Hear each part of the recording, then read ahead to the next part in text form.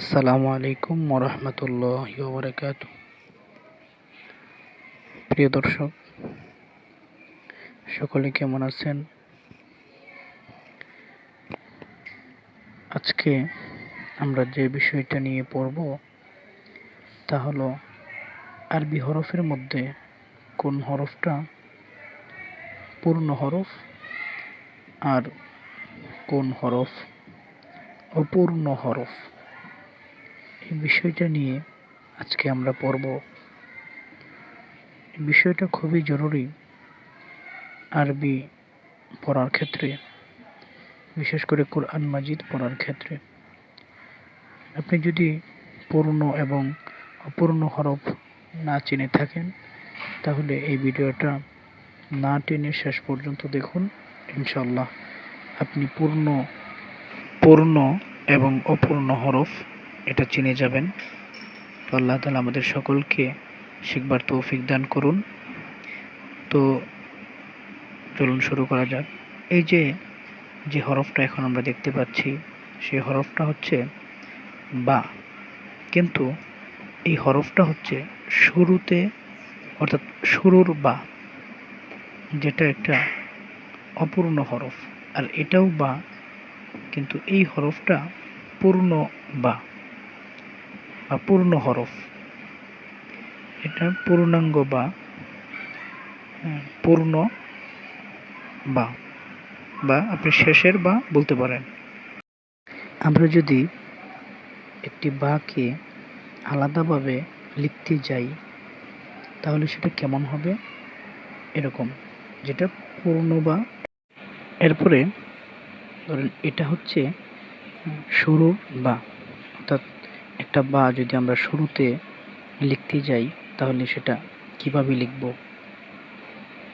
এটা হচ্ছে মাঝের বা, অর্থাৎ একটা বাক্যের মাঝে যদি আমরা একটা হরফ বা লিখতে যাই তাহলে আমরা সেটা কিভাবে লিখব?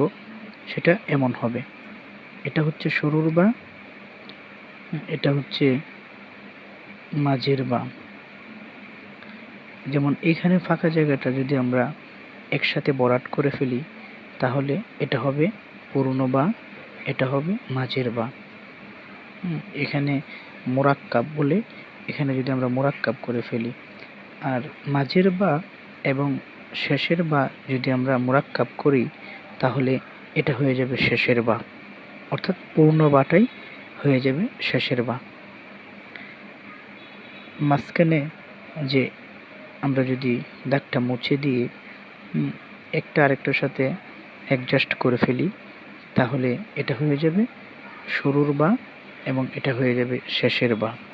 এই বিষয়টা আমরা লেখার মাধ্যমে বুঝবো, যেটা আমি আগেই লিখে রেখেছিলাম।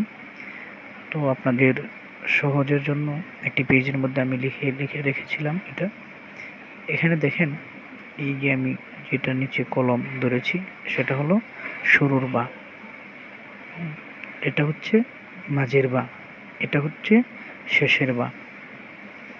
এখন এই যে ফাঁকা জায়গাটা যেটা রয়েছে এটা যদি বরাট করে দেওয়া হয়, মুরাক্কাব করা হয়, একটা হরফকে আরেকটা হরফের সাথে যুক্ত করা হয়, তখন এটা থাকবে শুরুর বা আর এটা থাকবে মাঝের বা। এবং চলুন আমরা এটা বরাট করে দেখি। আর এটা হয়ে যাবে শেষের বা, শুরুর বা এবং শেষের বা এবং মাঝের বা। তো এটা আমরা আজকে কমপ্লিট বুঝে পরেই ছাড়বো ইনশাআল্লাহ। তাহলে চলুন আমরা অ্যাডজাস্ট করে দেখি। আলহামদুলিল্লাহ, এই যে আমরা অ্যাডজাস্ট করে ফেললাম, এটাও মাঝের বাটাকে শেষের বার সাথে অ্যাডজাস্ট করে দিলাম। এখন দেখেন, প্রথমবার উপরে জবর দিলাম, দ্বিতীয় বায়ের উপরেও জবর দিলাম, তৃতীয় বা অর্থাৎ যেটা পূর্ণ বা ছিল তার উপরেও জবর দিয়ে দিলাম। এখন কি হলো? এখন এটা হয়ে গেল শুরুর বা, এটা হয়ে গেল মাঝের বা, আর এটা হয়ে গেল শেষের বা। অর্থাৎ পূর্ণ বাটায় যখন আগের হরফের সাথে মোরাক্কাব করা হবে তখন তা হয়ে যাবে শেষের বা। তো এখন আমরা কায়দার মধ্যে চলে যাই। এই হরফগুলা এখন আমরা বুঝতে পেরেছি, এখন আমরা পড়ব। শুরুর বা, মাঝের বা, শেষের বা বা পূর্ণ বা। শুরুর হা, মাঝের হা, শেষের হা বা পূর্ণ হা। শুরুর নুন, মাঝের নুন, পূর্ণ নুন। শুরুর খ, মাঝের খ, শেষের খ। শুরুর তা, মাঝের তা, শেষের তা। শুরুর জিম, মাঝের জিম, শেষের জিম। শুরুর ইয়া,